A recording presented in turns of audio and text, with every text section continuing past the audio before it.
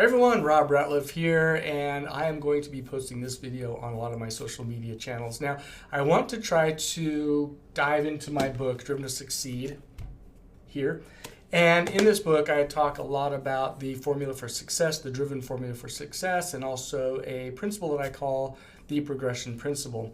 So each day I'm going to dive into a little bit of information, just pick a topic inside this book and share that with you on social media, TikTok, Instagram, YouTube, Facebook, all of those. And I'm using a tool called Metrical, which is pretty great because I can just record this once, post it there, and it goes to all those different channels.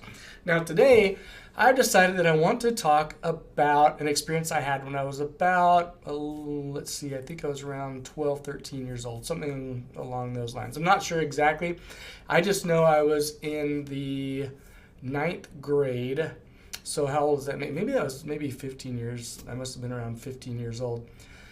Now, I was in gymnastics, and I was a pretty strong guy. I ended up winning the state championship. And before we started our real workout and kind of practicing our different routines and stuff, we had to do this pretty intensive workout. We did 25 pull-ups this way, we did 25 pull-ups that way, we did push-ups, we did sit-ups. And in fact, having to do 25 this way and 25 that way, it was really even just without a rest in between. And of course, we just kind of wanted to get through it because we were kids and we wanted to move on to getting through our routine so we could play on the trampoline kind of thing. So this is where it gets kind of interesting. I remember, and maybe you remember, this presidential award where you're in school and you would do these certain acts of physical movement, push-ups, sit-ups, pull-ups, and things like that, and then be certified to get this presidential award that, wow, you're healthy and look at all the great things that you do. So that was me. And I remember that I was one day called in to do the Presidential Fitness Award, and for this particular day, we were doing pull-ups. So I asked the person who was the gym teacher, I basically said, how many pull-ups do I need to do for this presidential award? And he said, you need to do 3. And I was like, oh, okay, easy. So I jumped up there, did my 3, and I jumped down. And he just looked at me with this amazement, like, what? What did you just do? How did you just do that?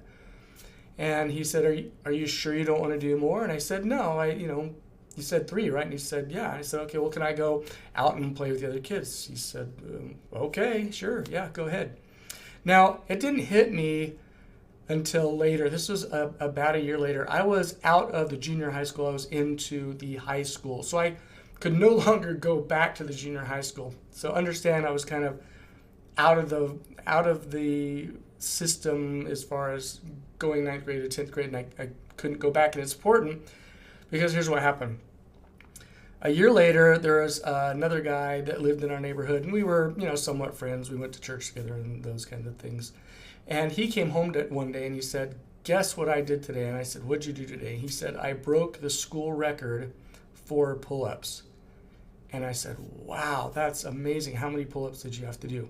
And he said, I did, and I'll never forget this, 11. And at that moment, I realized what an opportunity I had missed. If I had done 25 this way and 25 that way, done 50 pull-ups, there's a good chance I might still have the record today, like 40 years later. So it's so interesting to me, and I tell people this story because I want to inspire you. Don't just ask what the minimum is. Go for the record. I regretted that moment. I regretted at that time that I didn't try harder, that I didn't ask, well, what's the record, and go for that. Because if I had, I would probably still have that record today. So my advice to you is go for the record. Don't just do the minimum. Do the best you can, whether it's working in a job, whether you're a solopreneur, whether you're a stay-at-home mom and you're working with children all day, whatever it is, make this day a record-setting day. Do the best you possibly can so you don't regret that you didn't give it your best. Rob Ratliff, signing out.